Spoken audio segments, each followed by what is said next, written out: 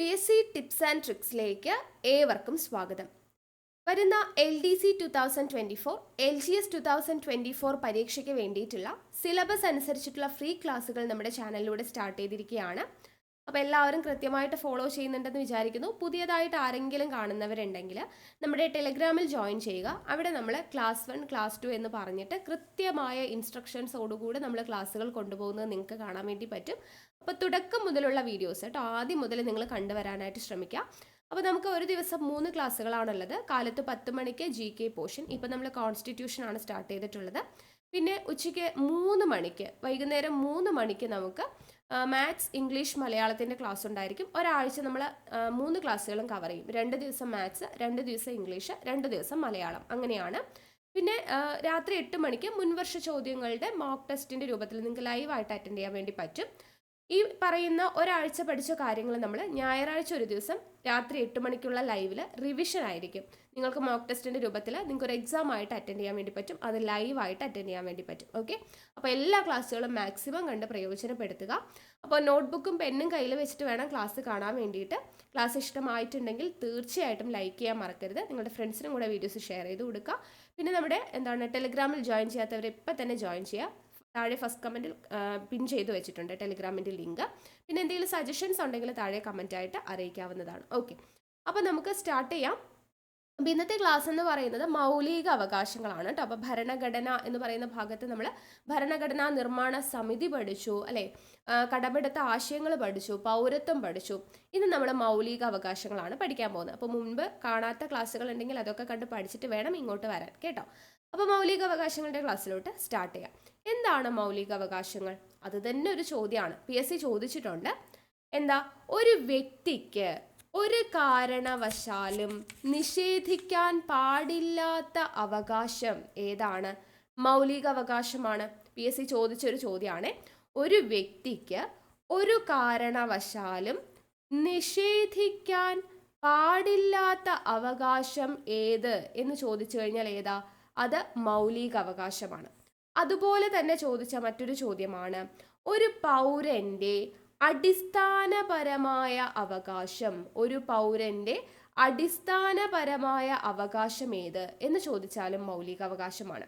ഒരു വ്യക്തിക്ക് ഒരു കാരണവശാലും നിഷേധിക്കാൻ പാടില്ലാത്ത അവകാശം ഏതാ?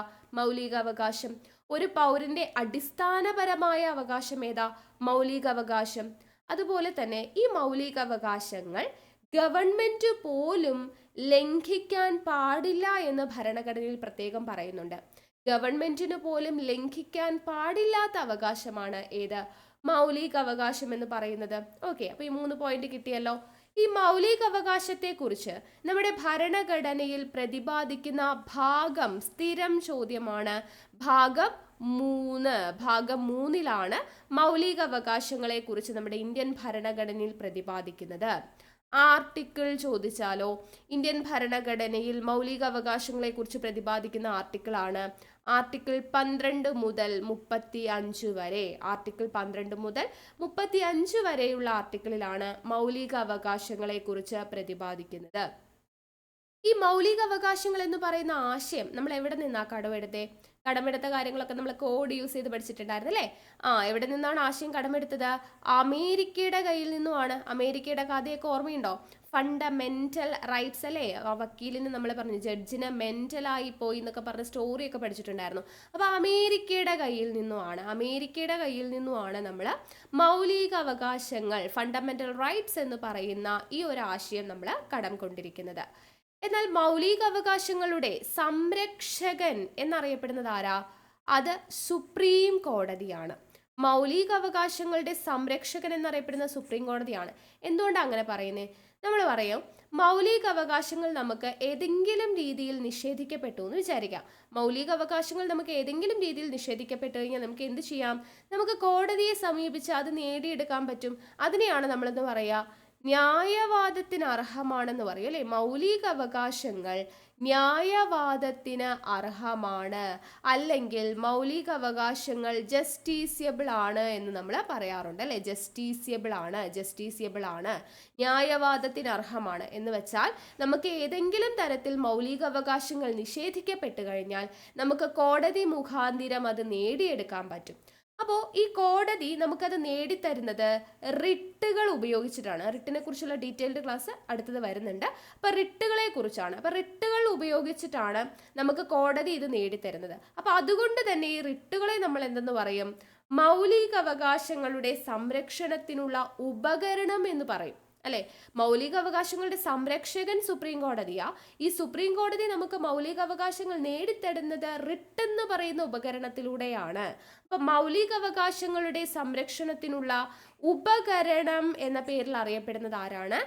റിട്ടാണ് എന്നുള്ളത് അറിഞ്ഞിരിക്കുക. ഇനി ഭരണഘടന നിലവിൽ വരുമ്പോൾ എത്ര മൗലികാവകാശം ഉണ്ടായിരുന്നു? ഭരണഘടന നിലവിൽ വരുമ്പോൾ 7 മൗലികാവകാശമാണ് ഉണ്ടായിരുന്നത്. എത്ര എണ്ണം ഉണ്ടായിരുന്നു? 7 എണ്ണം. നിലവിൽ എത്ര മൗലികാവകാശങ്ങളാണ് ഉള്ളത്? നിലവിൽ 6 മൗലികാവകാശങ്ങളാണ് ഉള്ളത്. അപ്പോൾ 7ൽ നിന്നും 6 കുറഞ്ഞു, അല്ലെ? നമ്മൾ പഠിച്ചിട്ടുണ്ട്, ഭരണഘടനയിൽ നിന്നും എന്തെങ്കിലും ഒരു കാര്യം മാറ്റാനോ നീക്കം ചെയ്യാനോ അല്ലെങ്കിൽ പുതിയതായിട്ട് എന്തെങ്കിലും ഒന്ന് ഭരണഘടനയിൽ കൂട്ടിച്ചേർക്കണമെങ്കിലോ ഭേദഗതിയിലൂടെ മാത്രമേ പറ്റത്തുള്ളൂ, ഒരു അമെൻമെന്റിലൂടെ മാത്രമേ പറ്റത്തുള്ളൂ. ഒരു പുതിയ കാര്യം കൂട്ടിച്ചേർക്കാനാണെങ്കിലും അതെ, അതുപോലെ ഒരു കാര്യത്തെ നീക്കം ചെയ്യാനുള്ളതാണെങ്കിലും ഒരു ഭരണഘടനാ ഭേദഗതിയിലൂടെ മാത്രമേ പറ്റത്തുള്ളൂ. അപ്പൊ 7 മൗലികാവകാശം എന്നത് 6 കുറയണമെങ്കിൽ ഒരെണ്ണം അവിടെ നിന്ന് നീക്കം ചെയ്യണം, അല്ലെ? അങ്ങനെ നീക്കം ചെയ്യണമെങ്കിൽ അവിടെ ഒരു ഭേദഗതി വരണമല്ലോ. ആ ഭേദഗതിയാണ് ഏത്? 1978 44-ാം ഭേദഗതി. 1978 44-ാം ഭേദഗതിയിലൂടെയാണ് 7 മൗലികാവകാശങ്ങളിൽ ഒന്നായ ഏത്? സ്വത്തവകാശം എന്നത് നമ്മൾ നീക്കം ചെയ്യുന്നത്. 1978 44-ാം ഭേദഗതിയിലൂടെ 7 മൗലികാവകാശങ്ങളിൽ സ്വത്തവകാശം എന്ന് പറയുന്നത് നമ്മൾ നീക്കം ചെയ്തു, മൗലികാവകാശങ്ങളുടെ പട്ടികയിൽ നിന്നും നീക്കം ചെയ്തു. അപ്പൊ സ്വത്തവകാശം ഇപ്പൊ നിലവിൽ എന്തായിട്ട് മാറി? സ്വത്തവകാശം നിയമാവകാശമായിട്ട് മാറി. അപ്പൊ നിയമാവകാശമായി മാറിയത് സ്വത്തവകാശമാണ് 44-ാം ഭരണഘടനാ ഭേദഗതി. അപ്പൊ വർഷം ചോദിച്ചാൽ 1978 ആണ്. ഇനി ഇത് നിലവിൽ വന്നത് എന്നെന്നും പറഞ്ഞ് എടുത്തു ചോദിച്ചാൽ വർഷം 1979 ആണ്. സാധാരണഗതിയിൽ നമുക്ക് 44-ാം ഭേദഗതിയുടെ വർഷം എന്ന് മാത്രമേ ചോദിക്കുള്ളൂ, അത് 1978. എന്നാൽ നിലവിൽ വന്നത് എന്നെന്നും പറഞ്ഞ് എടുത്തു ചോദിച്ചിട്ടുണ്ടെങ്കിൽ ആ ഓപ്ഷനിൽ 1979 ഉണ്ടെങ്കിൽ നിങ്ങൾ ആ ആൻസർ വേണം ചെയ്യാൻ വേണ്ടിയിട്ട്, കേട്ടോ. ഇനി ഈ സ്വത്തവകാശം എന്ന് പറയുന്നത് 44-ാം ഭരണഘടനാ ഭേദഗതി പ്രകാരം ഭരണഘടനയിൽ കൂട്ടിച്ചേർത്ത ഭാഗം ഏതാണ്? 3-ാം ഭാഗത്തിൽ ഇരുന്ന സ്വത്തവകാശം ഇപ്പോ 12-ാം ഭാഗത്തിലാണ് ഇരിക്കുന്നത്. 12-ാമത്തെ ഭാഗത്തിലാണ് ഇരിക്കുന്നത്. ആർട്ടിക്കിൾ എത്രയാണ്? ആർട്ടിക്കിൾ 300A നിലവിൽ സ്വത്തവകാശമുള്ളത്, കേട്ടോ. ഭാഗം 12 ആർട്ടിക്കിൾ 300A നിലവിൽ സ്വത്തവകാശം ഉള്ളത്. മുൻപ് 31 എന്ന് പറയുന്ന വകുപ്പിലായിരുന്നു, കേട്ടോ. 31-ാമത്തെ ആർട്ടിക്കിളിലായിരുന്നു സ്വത്തവകാശം ഉണ്ടായിരുന്നത്. ഇപ്പൊ നിലവിൽ അത് 300A കിടക്കുന്നത്. ഓക്കെ, അപ്പൊ സ്വത്തവകാശം നിലവിൽ എന്ത് അവകാശമാണ്? നിയമാവകാശമാണ്. ഓക്കെ അല്ലേ? ഇനി നമുക്ക് 6 മൗലിക അവകാശങ്ങൾ ഏതൊക്കെയാണ് എന്നുള്ളത് നോക്കാം. ഇന്ത്യൻ ഭരണഘടന ഉറപ്പു നൽകുന്ന 6 മൗലികാവകാശങ്ങൾ. 1, സമത്വത്തിനുള്ള അവകാശം. സമത്വത്തിനുള്ള അവകാശം ആർട്ടിക്കിൾ 14 മുതൽ 18 വരെയാണ്, കേട്ടോ. ഇത് ഇമ്പോർട്ടൻ്റ് ആണ്, ആർട്ടിക്കിൾ ചോദിക്കും. സമത്വത്തിനുള്ള അവകാശമാണ് ആർട്ടിക്കിൾ 14 മുതൽ 18 വരെ. 2, സ്വാതന്ത്ര്യത്തിനുള്ള അവകാശമാണ് ആർട്ടിക്കിൾ 19 മുതൽ 22 വരെ, സ്വാതന്ത്ര്യത്തിനുള്ള അവകാശം. 3, ചൂഷണത്തിനെതിരായ അവകാശം. ചൂഷണത്തിനെതിരെയുള്ള അവകാശമാണ് ആർട്ടിക്കിൾ 23, 24 ചൂഷണത്തിനെതിരെയുള്ള അവകാശം. 4, മതസ്വാതന്ത്ര്യത്തിനുള്ള അവകാശം. ആർട്ടിക്കിൾ 25 മുതൽ 28 വരെയാണ് മതസ്വാതന്ത്ര്യം. ദെൻ 5ാമത്തേത് സാംസ്കാരികവും വിദ്യാഭ്യാസപരവുമായ അവകാശം. വിദ്യാഭ്യാസപരവുമായ അവകാശം 29, 30 ദെൻ 6ാമത്തെ മൗലികാവകാശമാണ് ഭരണഘടനാപരമായ പരിഹാരങ്ങൾക്കുള്ള അവകാശം അല്ലെങ്കിൽ ഭരണഘടനാ പ്രതിവിധികൾക്കുള്ള അവകാശം എന്ന് പറയുന്നത് ആർട്ടിക്കിൾ 32.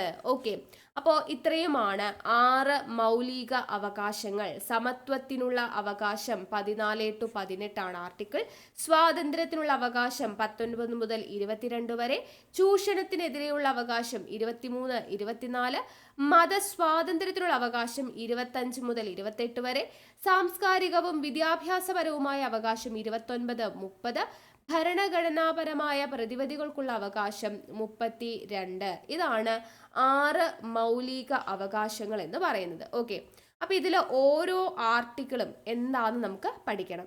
അപ്പൊ ഇവിടെ സമത്വത്തിനുള്ള അവകാശമാണ് നമ്മൾ ആദ്യം നോക്കുന്നത്. സമത്വത്തിനുള്ള അവകാശം.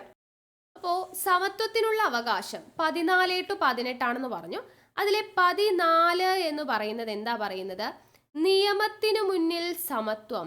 നിയമത്തിനു മുന്നിൽ സമത്വം എന്ന് പറയുന്നതാണ് ആർട്ടിക്കിൾ 14 വരുന്നത്. അതുപോലെ നിയമത്തിനു മുന്നിൽ തുല്യ സംരക്ഷണം, നിയമത്തിനു മുന്നിൽ തുല്യ സമത്വം, നിയമത്തിനു മുന്നിൽ തുല്യ സംരക്ഷണം എന്നതാണ് ആർട്ടിക്കിൾ 14 പറയുന്നത്. അപ്പൊ നിയമസമത്വം എന്നതുകൊണ്ട് ഉദ്ദേശിക്കുന്നത് എന്താണ്? ഒരു പൗരനും നിയമത്തിനു മുന്നിൽ പ്രത്യേക പരിഗണന ലഭിക്കില്ല എന്ന് പറയുന്നു. അതുപോലെ തുല്യ സംരക്ഷണം എന്നതുകൊണ്ട് ഉദ്ദേശിക്കുന്നത് ഇന്ത്യയിൽ നിർമ്മിക്കപ്പെടുന്ന നിയമങ്ങൾ എല്ലാ പൗരന്മാരെയും ഒരുപോലെ സംരക്ഷിക്കാം എന്ന് പറയുന്നുണ്ട്. അപ്പോൾ ഈ മൗലിക അവകാശങ്ങൾ എന്ന് പറയുന്നത് ചില മൗലിക അവകാശങ്ങളെല്ലാം പോസിറ്റീവാണ്, ചിലത് നെഗറ്റീവാണ്. അപ്പോൾ നെഗറ്റീവ് എന്ന് പറയുന്നത് എന്താണെന്ന് വെച്ച് കഴിഞ്ഞാൽ കൂടുതലും മൗലിക അവകാശങ്ങളിൽ കൂടുതലും നെഗറ്റീവ് ആശയങ്ങളാണ്. അതായത് നിഷേധാത്മകമാണെന്ന് നമുക്ക് പറയാം. നിഷേധാത്മക സ്വഭാവമുള്ളവയാണ് കൂടുതൽ മൗലിക അവകാശങ്ങളും. നെഗറ്റീവാണ് എന്ന് വെച്ചാൽ സ്റ്റേറ്റ് ചെയ്യാൻ പാടില്ല എന്ന് പറയുന്ന കുറേ അവകാശങ്ങളുണ്ട്. ഇപ്പോൾ ഒരു പൗരനോടും സ്റ്റേറ്റ് വിവേചനം കാണിക്കാൻ പാടില്ല, അല്ലെങ്കിൽ എന്താണ് നിയമത്തിന് മുന്നിൽ അല്ലെ, നിയമത്തിന് മുന്നിൽ തുല്യ സമത്വം എന്ന് പറയുമ്പോൾ അതെന്താ? അത് നെഗറ്റീവ് ആശയമാണ്. അതായത് നിയമത്തിന് മുന്നിൽ എല്ലാവർക്കും സമത്വം വേണം, അല്ലാതെ ആരോടും എന്ത് ചെയ്യാൻ പാടില്ല, വ്യത്യസ്തമായിട്ട് അല്ലെങ്കിൽ ഒരു പ്രത്യേക പരിഗണന സ്റ്റേറ്റ് ആരോടും ചെയ്യാൻ പാടില്ല എന്നാണ് പറയുന്നത്. അതെന്താ? അതൊരു നെഗറ്റീവാണ്. സ്റ്റേറ്റ് ചെയ്യാൻ പാടില്ല എന്ന് പറയുന്ന കാര്യങ്ങളെല്ലാം നെഗറ്റീവാണ്. അപ്പൊ മൗലിക അവകാശങ്ങളിൽ ഏറ്റവും കൂടുതലുള്ളത് നെഗറ്റീവായിട്ടുള്ള ആശയങ്ങളാണ്, നിഷേധാത്മക സ്വഭാവമാണ്.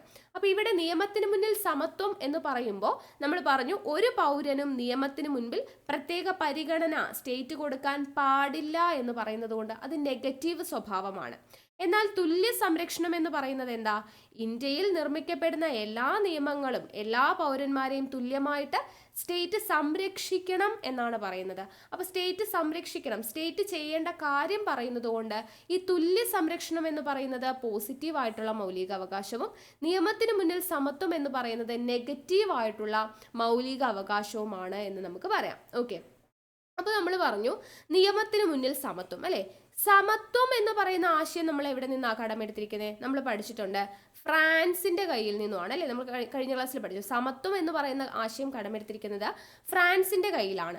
പക്ഷേ നിയമത്തിന് മുന്നിൽ സമത്വം, നിയമത്തിന് മുൻപിലുള്ള സമത്വം എന്ന് പറയുന്ന ആശയം നമ്മൾ കടമെടുത്തിരിക്കുന്നത് എവിടെ നിന്നുമാണ്? അത് ബ്രിട്ടന്റെ കയ്യിൽ നിന്നുമാണ് കേട്ടോ. ഓർത്തിരിക്കണേ, സമത്വം എന്ന് പറയുന്ന ആശയം ഫ്രാൻസിന്റെ കയ്യിൽ നിന്നുമാണ് കടമെടുത്തിട്ടുള്ളത്.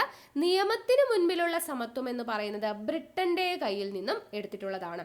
ഇനി തുല്യ സംരക്ഷണം, തുല്യ സംരക്ഷണം എന്ന് പറയുന്ന ആശയം നമ്മൾ കടമെടുത്തിട്ടുള്ളത് USA കയ്യിൽ നിന്നുമാണ്, അമേരിക്കയുടെ കയ്യിൽ നിന്നുമാണ് നമ്മൾ തുല്യ സംരക്ഷണം എന്ന് പറയുന്ന ആശയം കടമെടുത്തിരിക്കുന്നത്. ഇനി ഈ പറയുന്ന ആർട്ടിക്കിൾ 14 പ്രകാരം സമത്വത്തിനുള്ള, നിയമത്തിന് മുന്നിൽ സമത്വം, തുല്യ സംരക്ഷണം എന്ന് പറയുന്ന ഈ ഒരു ആർട്ടിക്കിൾ 14 പ്രകാരം നിയമത്തിന് മുന്നിൽ തുല്യത എന്ന് പറയുന്ന ഭരണഘടനയിൽ നിന്നും ഇളവ് ലഭിക്കുന്ന പദവികൾ ഏത് ചോദിച്ചിട്ടുണ്ട്. ഏതൊക്കെയാ? രാഷ്ട്രപതിക്കും ഗവർണർക്കും ഇളവ് ലഭിക്കാറുണ്ട് കേട്ടോ. ആർട്ടിക്കിൾ 14 പ്രകാരം നിയമത്തിന് മുന്നിൽ സമത്വം എന്ന് പറയുന്നതിൽ നിന്നും ഇളവ് ലഭിക്കുന്ന രണ്ട് പദവി എന്ന് പറയുന്നത് ഏതാണ്? രാഷ്ട്രപതിയും അതുപോലെ തന്നെ ഗവർണറുമാണ്. അടുത്തത് ആർട്ടിക്കിൾ 15 ആണ് കേട്ടോ. ആർട്ടിക്കിൾ 15 പറയുന്നത് എന്താണ്? വിവേചനത്തിൽ നിന്നുള്ള സംരക്ഷണമാണ്. വിവേചനത്തിൽ നിന്നുള്ള സംരക്ഷണം. ആർട്ടിക്കിൾ 15 പറയുന്നത് വിവേചനത്തിൽ നിന്നുള്ള സംരക്ഷണമാണ്. അപ്പൊ എന്തിന്റെയൊക്കെ പേരിലാണ് അല്ലെങ്കിൽ എന്തിന്റെയൊക്കെ ബേസിലാണ് വിവേചനം പാടില്ല എന്ന് പറയുന്നത്? മതം, ഇത് ചോദിച്ചിട്ടുണ്ട് കേട്ടോ. വിവേചനത്തിൽ നിന്നുള്ള സംരക്ഷണം എന്ന് പറയുന്നത് ഏതൊക്കെ വിവേചനം, അതാണ് ചോദിച്ചിട്ടുള്ളത്. മതം, അതുപോലെ ജാതി, വംശം, ലിംഗം, ജന്മസ്ഥലം എന്നിവയുടെ അടിസ്ഥാനത്തിലുള്ള വിവേചനം നിരോധിക്കുന്ന ആർട്ടിക്കിളാണ് ആർട്ടിക്കിൾ 15. മതം, ജാതി, വംശം, ലിംഗം, ജന്മസ്ഥലം എന്നിവയുടെ പേരിലുള്ള വിവേചനം നിരോധിക്കുന്ന ആർട്ടിക്കിളാണ് ആർട്ടിക്കിൾ 15 എന്ന് പറയുന്നത്. ഓക്കെ, നമ്മൾ തൊട്ട് മുൻപ് പറഞ്ഞതുപോലെ ഈ ആർട്ടിക്കിൾ 15 എന്ന് പറയുന്നതും ഒരു നെഗറ്റീവ് റൈറ്റ് ആണ്, ഒരു നിഷേധാത്മക സ്വഭാവമുള്ള റൈറ്റ് ആണ്. അതായത് ഇവിടെയും സ്റ്റേറ്റ് ചെയ്യാൻ പാടില്ല എന്ന് പറയുന്ന കാര്യങ്ങളാണ്. എങ്ങനെയാണ്? മതം, ജാതി, വംശം, ലിംഗം, ജന്മസ്ഥലം എന്നിവയുടെ പേരിൽ ഒരു പൗരനോടും സ്റ്റേറ്റ് വിവേചനം കാണിക്കാൻ പാടില്ല. മനസ്സിലായോ? അപ്പൊ സ്റ്റേറ്റ് അങ്ങനെ ചെയ്യരുത് എന്ന് പറയുന്നത് കൊണ്ട് തന്നെ ഇതൊരു നെഗറ്റീവ് റൈറ്റ് ആണ് എന്ന് നമുക്ക് പറയാം. ആർട്ടിക്കിൾ 15 മതം, ജാതി, വംശം, ലിംഗം, ജന്മസ്ഥലം എന്നിവയുടെ പേരിൽ ഒരു പൗരനോടും സ്റ്റേറ്റ് എന്ത് ചെയ്യാൻ പാടില്ല? വിവേചനം കാണിക്കാൻ പാടില്ല എന്ന് പറയുന്നതാണ് ഏത്? ആർട്ടിക്കിൾ 15 എന്ന് പറയുന്നത്. അപ്പൊ ഇതൊരു നെഗറ്റീവ് റൈറ്റ് ആണ് എന്ന് നമുക്ക് പറയാൻ വേണ്ടി പറ്റും. ഓക്കെ, അപ്പൊ സ്റ്റേറ്റ് ചെയ്യാൻ പാടില്ല എന്നാണ് അല്ലേ പറഞ്ഞത്. അപ്പൊ ഈ സ്റ്റേറ്റ് എന്ന് പറഞ്ഞു കഴിഞ്ഞാൽ എന്താണ്? അത് നമുക്കറിയാം. ആർട്ടിക്കിൾ 12 സ്റ്റേറ്റിന്റെ നിർവചനം പറയുന്നുണ്ട്. ഇത് ചോദിച്ചിട്ടുണ്ട് കേട്ടോ PSCക്ക്. ആർട്ടിക്കിൾ 12 നമ്മൾ സ്റ്റേറ്റിന്റെ നിർവചനത്തെ കുറിച്ചാണ് പറയുന്നത്. അപ്പോൾ ആർട്ടിക്കിൾ 12 പ്രകാരം സ്റ്റേറ്റ് എന്ന് പറഞ്ഞാൽ എന്തൊക്കെയാണ് വരുന്നത്? കേന്ദ്ര മന്ത്രിസഭയും അതുപോലെ പാർലമെന്റ്, അതുപോലെ സംസ്ഥാന മന്ത്രിസഭ, നിയമസഭ, അതുപോലെ തന്നെ തദ്ദേശ സ്വയംഭരണ സ്ഥാപനങ്ങൾ, സർക്കാർ അർദ്ധ സർക്കാർ സ്ഥാപനങ്ങൾ, അതുപോലെ തന്നെ സ്റ്റാറ്റ്യൂട്ടറി, നോൺ സ്റ്റാറ്റ്യൂട്ടറി അതോറിറ്റി, ഇങ്ങനെയുള്ള എല്ലാ കാര്യങ്ങളും എന്തിന്റെ അണ്ടറിൽ വരുന്നതാണ്? സ്റ്റേറ്റിന്റെ കീഴിൽ വരുന്നതാണ്. അപ്പോൾ സ്റ്റേറ്റ് എന്ന് പറയുന്ന നിർവചനത്തിന്റെ കീഴിൽ വരുന്നവ ഏതെല്ലാം ചോദിക്കാറുണ്ട്. എന്തൊക്കെ വരും?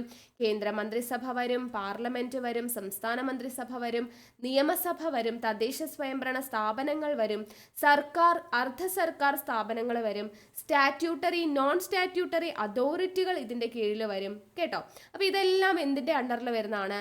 സ്റ്റേറ്റിന്റെ കീഴിൽ വരുന്നതാണ്. അപ്പൊ സ്റ്റേറ്റ് ചെയ്യാൻ പാടില്ല എന്ന് പറയുന്ന കാര്യങ്ങളാണ് നെഗറ്റീവ് റൈറ്റ് എന്ന് പറഞ്ഞു. ആർട്ടിക്കിൾ 14 നിയമത്തിന് മുന്നിൽ സമത്വം, അതായത് ഒരു വ്യക്തിയെയും പ്രത്യേക കൺസിഡറേഷൻ സ്റ്റേറ്റ് കൊടുക്കാൻ പാടില്ല എന്ന് പറയുന്നത് കൊണ്ട് അത് നെഗറ്റീവ് റൈറ്റ് ആണ്. ആർട്ടിക്കിൾ 15 വിവേചനത്തിൽ നിന്നുള്ള നിരോധനം എന്ന് പറയുന്നത് അതെന്താണ്? മതം, ജാതി, വംശം, ലിംഗം, ജന്മസ്ഥലം എന്നിവയുടെ പേരിൽ ഒരു പൗരനോടും വിവേചനം സ്റ്റേറ്റ് കാണിക്കാൻ പാടില്ല എന്ന് പറയുന്നത് കൊണ്ട് അതും ഒരു നെഗറ്റീവ് റൈറ്റ് ആണ് എന്ന് നമുക്ക് പറയാൻ പറ്റും. ഓക്കെ, ഇനി അടുത്തത് ആർട്ടിക്കിൾ 16 ആണ് പറയുന്നത്. ആർട്ടിക്കിൾ 16 പറയുന്നത് എന്താണ്? അവസര സമത്വത്തെ കുറിച്ചാണ് പറയുന്നത്. എന്തിനെ കുറിച്ചാണ് പറയുന്നത്? അവസര സമത്വം എന്ന് പറയുമ്പോൾ എന്താണ്? പൊതു നിയമനങ്ങളിലെ അവസര സമത്വം ഉറപ്പുവരുത്തുന്നു. അതായത് സമത്വത്തെ സംബന്ധിച്ച് ഇന്ത്യൻ ഭരണഘടനയിൽ എന്താണ് പറയുന്നത്? നമുക്ക് 2 കാര്യങ്ങളാണ്. ഇന്ത്യൻ ഭരണഘടനയുടെ ആമുഖം പഠിച്ചപ്പോൾ നമ്മൾ പറഞ്ഞില്ലേ, തുല്യ പദവി, അവസര സമത്വം എന്ന് പറയുന്ന 2 കാര്യങ്ങളാണ് നമുക്ക് ആമുഖത്തിൽ പ്രതിപാദിക്കുന്നത്. തുല്യ പദവി, അവസര സമത്വം എന്ന് പറയുന്നത് അതായത് സമൂഹത്തിലെ എല്ലാ വിഭാഗങ്ങൾക്കും തുല്യ അവസരങ്ങൾ അനുഭവിക്കാൻ കഴിയുക എന്നുള്ളതാണ് ഇവിടെ പറയുന്നത്. സമൂഹത്തിൽ എല്ലാ വിഭാഗങ്ങൾക്കും തുല്യ അവസരങ്ങൾ അനുഭവിക്കാൻ കഴിയുക, അതാണ് ആർട്ടിക്കിൾ 16 പറയുന്നത് അവസര സമത്വം. ഇവിടെ അവസര സമത്വം പറയുന്നുണ്ടെങ്കിലും ചില പിന്നാക്കം നിൽക്കുന്ന വിഭാഗങ്ങൾ, അതായത് സാമൂഹികപരമായിട്ടാവാം, സാമ്പത്തികപരമായിട്ടാവാം, അങ്ങനെ പിന്നോക്കം നിൽക്കുന്ന കുറച്ചു പേർക്ക്, അതുപോലെ സ്ത്രീകൾ, കുട്ടികൾ, അവരുടെയൊക്കെ ഉന്നമനത്തിന് വേണ്ടിയിട്ട് ചില പ്രത്യേക പദ്ധതികളൊക്കെ ഗവൺമെന്റിന് നടപ്പിലാക്കാവുന്നതാണ് എന്നും കൂടെ ഇവിടെ പറയുന്നുണ്ട്. അതായത് എന്താ, സംവരണത്തെക്കുറിച്ച് ഇവിടെ പ്രതിപാദിക്കുന്നുണ്ട്. അപ്പൊ നമുക്ക് പറയാം, സംവരണത്തെക്കുറിച്ച് പ്രതിപാദിക്കുന്ന ആർട്ടിക്കിൾ ഏത് എന്ന് ചോദിച്ചു കഴിഞ്ഞാൽ ആർട്ടിക്കിൾ 16 ആണ്. ഓക്കെ, ചില പിന്നാക്ക വിഭാഗത്തിൽ നിൽക്കുന്ന ആളുകൾക്കും സ്ത്രീകൾക്കും കുട്ടികൾക്കും വേണ്ടി പ്രത്യേക പദ്ധതികളെല്ലാം തയ്യാറെടുക്കാനുള്ള അവകാശം ആർക്കുണ്ട്? ഗവൺമെന്റിനുണ്ട്, സ്റ്റേറ്റിനുണ്ട്. അപ്പൊ അതുകൊണ്ട് തന്നെ നമുക്ക് പറയാം, സംവരണത്തെക്കുറിച്ച് പ്രതിപാദിക്കുന്ന ആർട്ടിക്കിൾ ഏത് എന്ന് ചോദിച്ചു കഴിഞ്ഞാൽ ആർട്ടിക്കിൾ 16 ആണെന്ന് പറയാം. ഇനി ആർട്ടിക്കിൾ 17 ആർട്ടിക്കിൾ 17 എന്താ പറയുന്നത്? അയിത്ത നിർമാർജനവുമായി ബന്ധപ്പെട്ടതാണ് ആർട്ടിക്കിൾ 17. അത് നമുക്കറിയാം. അയിത്ത നിർമാർജനം എന്ന് പറയുന്ന PSCയിൽ സ്ഥിരം ചോദ്യമാണ്. അയിത്താചരണം അല്ലെങ്കിൽ അയിത്ത നിർമാർജനം എന്ന് പറയുന്നത്, അല്ലെ? അപ്പോൾ അയിത്ത നിർമാർജനത്തെ കുറിച്ച് നമുക്ക് ചോദിക്കുന്ന ചോദ്യമാണ്, മഹാത്മാഗാന്ധി കീ ജയ് എന്ന മുദ്രാവാക്യത്തോടുകൂടി പാസാക്കിയ ആർട്ടിക്കിൾ. മഹാത്മാഗാന്ധി കീ ജയ് എന്ന് പറയുന്ന മുദ്രാവാക്യത്തോടുകൂടി പാസാക്കിയ ആർട്ടിക്കിൾ ആണ് ആർട്ടിക്കിൾ 17 എന്ന് പറയുന്നത്. അതുപോലെ അസ്പൃശ്യത അതല്ലെങ്കിൽ അൺടച്ചബിലിറ്റി നിരോധനം വ്യവസ്ഥ ചെയ്യുന്ന ആർട്ടിക്കിൾ ഏതെന്ന് ചോദിച്ചാൽ ആർട്ടിക്കിൾ 17 ആണ്. അപ്പൊ അയിത്ത നിർമാർജനവുമായി ബന്ധപ്പെട്ട ആർട്ടിക്കിൾ, അസ്പൃശ്യത നിരോധനം വ്യവസ്ഥ ചെയ്യുന്ന ആർട്ടിക്കിൾ, മഹാത്മാഗാന്ധി കെ ജെ എന്ന് പറയുന്ന മുദ്രാവാക്യത്തോടുകൂടി പാസാക്കിയ ആർട്ടിക്കിളൊക്കെ ചോദിച്ചു കഴിഞ്ഞാൽ ഏതാണ്? ആർട്ടിക്കിൾ 17 ആണ്. 17. അപ്പൊ ഇവിടെ ഒരു വർഷവും കൂടെ നിങ്ങൾ ഓർത്തിരിക്കണം. തൊട്ടുകൂടായ്മ നിരോധന നിയമം, അൺടച്ചബിലിറ്റി ഒഫൻസസ് ആക്ട്, തൊട്ടുകൂടായ്മ നിരോധന നിയമം നിലവിൽ വരുന്ന വർഷം 1955 ചോദിച്ചിട്ടുണ്ട് കേട്ടോ. തൊട്ടുകൂടായ്മ നിരോധന നിയമം നിലവിൽ വന്ന വർഷമാണ് 1955 എന്ന് പറയുന്നത്. പക്ഷെ അയിത്തം എന്ന് പറയുന്ന ഈ ഒരു പദം ഭരണഘടനയിലോ ഈ ആക്ടിലോ എവിടെയും തന്നെ എന്താണ് നിർവചിച്ചിട്ടില്ല. ഓക്കെ, അയിത്തം എന്ന് പറയുന്ന ഈ പദം ഭരണഘടനയിലോ ഈ ആക്ടിലോ എവിടെയും തന്നെ നിരോധിച്ചിട്ടില്ല. 1976 ഒരു ഭേദഗതിയിലൂടെ തൊട്ടുകൂടായ്മ നിരോധനത്തിന് പുതിയൊരു പേര് കൊണ്ടുവന്നിട്ടുണ്ട്. Protection of the civil rights act ആണ് ആ പേര് കേട്ടോ. പുതിയ പേരെന്താണ്? Protection of the civil rights act എന്നാണ് കേട്ടോ. Protection of the civil rights act എന്നതാണ് പുതിയ പേര്. അപ്പൊ അയിത്തം എന്ന് പറയുന്ന പേര് ഇവിടെ ഇല്ല. അപ്പൊ 1976 കേട്ടോ.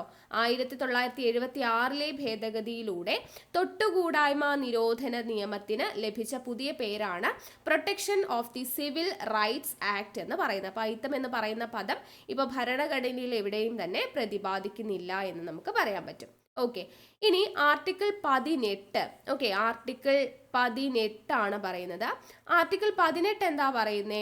സ്ഥാനപ്പേരുകൾ നിർത്തലാക്കൽ. അല്ലെങ്കിൽ നമുക്ക് ഓർക്കാനായിട്ട് 18 തലക്കെട്ട് അങ്ങനെ ഓർക്കാം അല്ലെ. തലക്കെട്ടുകൾ അല്ലെങ്കിൽ സ്ഥാനപ്പേരുകൾ നിർത്തലാക്കൽ, തലക്കെട്ടുകൾ നിർത്തലാക്കൽ, അതിനെക്കുറിച്ചാണ് ആർട്ടിക്കിൾ 18 പറയുന്നത്. അതായത് ചിലർക്ക് പ്രത്യേക കൺസിഡറേഷൻ കൊടുത്തിട്ട് നമ്മൾ ചില പേരുകളൊക്കെ കൊടുക്കും അല്ലെ.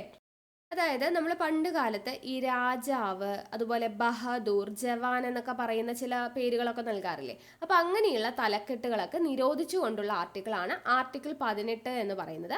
പക്ഷെ നമുക്ക് ഈ പറയുന്ന എന്താണ്, ഇപ്പൊ അക്കാഡമിക് പരമായിട്ടുള്ള ചില പദവികൾ അല്ലെങ്കിൽ നമുക്ക് സൈനിക പദവികളൊക്കെ നമുക്ക് തരാറില്ലേ. അങ്ങനെയുള്ള കാര്യങ്ങളൊന്നും കുഴപ്പമില്ല. അതായത് എന്താ, പത്മശ്രീ, പത്മഭൂഷൺ, ഭാരതരത്ന, അങ്ങനെയുള്ളത് വീർ ചക്ര, അങ്ങനെയുള്ള സംഭവങ്ങളൊക്കെ ഇല്ലേ. അങ്ങനെയുള്ള തലക്കെട്ടുകളൊന്നും പ്രശ്നമല്ല. പക്ഷെ ബാക്കിയുള്ള തലക്കെട്ടുകൾ, അതായത് ഒരു വിവേചനം കാണിക്കുന്ന, ഒരാൾക്ക് പ്രത്യേക പരിഗണന നൽകുന്ന രീതിയിലുള്ള തലക്കെട്ടുകളെല്ലാം നിർത്തലാക്കൽ എന്ന് പറയുന്നതാണ്. അതാണ് ആർട്ടിക്കിൾ 18. അപ്പൊ ഇത് നെഗറ്റീവ് റൈറ്റ് ആണോ പോസിറ്റീവ് റൈറ്റ് ആണോ? നമ്മൾ നേരത്തെ പറഞ്ഞതുപോലെ നെഗറ്റീവ് റൈറ്റ് ആണ്. എന്തുകൊണ്ടാണ്? ഒരാൾക്ക് പ്രത്യേക പരിഗണന നൽകി ആർക്കും ഒരു സ്ഥാനപ്പേരും ഗവൺമെന്റ് കൊടുക്കാൻ പാടില്ല എന്ന് പറയുന്നതാണ് ആർട്ടിക്കിൾ 18. അപ്പൊ അതെന്താ, സ്റ്റേറ്റ് ചെയ്യാൻ പാടില്ല അല്ലെ, ആരോടും പ്രത്യേകമായിട്ട് വിവേചനം ചെയ്യാൻ പാടില്ല എന്നാണ് ഇവിടെ പറയുന്നത്. സോ ഇതൊരു നെഗറ്റീവ് റൈറ്റ് ആണ് എന്ന് നമുക്ക് പറയാൻ വേണ്ടി പറ്റും. ഓക്കെ, ഇനിയിപ്പോൾ ഏതെങ്കിലും വിദേശ രാജ്യത്ത് നിന്ന് നമുക്ക് ചില ബഹുമതികൾ എന്തെങ്കിലും തരുവാന്ന് വിചാരിക്കാം. അങ്ങനെയാണെങ്കിൽ നമുക്കത് സ്വീകരിക്കാൻ പറ്റുമോ എന്നൊരു ചോദ്യമാണ് വന്നിട്ടുള്ളതെങ്കിൽ നമുക്കത് സ്വീകരിക്കാൻ പറ്റും. പക്ഷെ ആരുടെ അനുമതി വേണം? പ്രസിഡന്റിന്റെ അനുമതി വേണം. ഇപ്പം വിദേശ രാജ്യത്തു നിന്നും എന്തെങ്കിലും ബഹുമതികൾ നമുക്ക് കിട്ടുകയാണെങ്കിൽ അത് പ്രസിഡന്റിന്റെ അനുമതിയോടുകൂടി നമുക്ക് സ്വീകരിക്കാം എന്നുകൂടി ഇതിൽ നമുക്ക് ഓർത്ത് വെക്കേണ്ട ഒരു പോയിന്റ് ആണ് കേട്ടോ. അപ്പോൾ ആർട്ടിക്കിൾ 18 വരെയാണ് നമ്മൾ ഇന്നത്തെ ക്ലാസ്സിൽ നോക്കുന്നത്. ഇത്രയും വൃത്തിയായിട്ട് കിട്ടിയെന്ന് വിശ്വസിക്കുന്നു. ഇനി 19 മുതൽ ബാക്കി 32 വരെയുള്ള കാര്യങ്ങൾ, ഇത് ഓരോ കാര്യങ്ങളും വിശദമായിട്ട് തന്നെ പറഞ്ഞു പഠിക്കണം. അപ്പോൾ എല്ലാം കൂടെ പഠിച്ചു കഴിഞ്ഞാൽ നിങ്ങൾക്ക് കൺഫ്യൂഷൻ ആവും. അപ്പോൾ ഇത്രയും ഏരിയാസ് നിങ്ങൾ ഇന്നത്തെ ക്ലാസ് കണ്ട് നോട്ട്സ് തയ്യാറാക്കിയിട്ട് പഠിക്കാം. ബാക്കി 19 മുതൽ അങ്ങോട്ടുള്ള കാര്യങ്ങൾ നമ്മൾ നെക്സ്റ്റ് ക്ലാസ്സിൽ ഡിസ്കസ് ചെയ്യുന്നതായിരിക്കും. അപ്പോൾ നോട്ട്സ് തയ്യാറാക്കിയിട്ട് പഠിക്കുക. ക്ലാസ് ഇഷ്ടമായിട്ടുണ്ടെങ്കിൽ ലൈക്ക് ചെയ്യാൻ ആരും മറക്കരുത്. മാക്സിമം ഫ്രണ്ട്സിനൊക്കെ ഷെയർ ചെയ്ത് കൊടുക്കുക.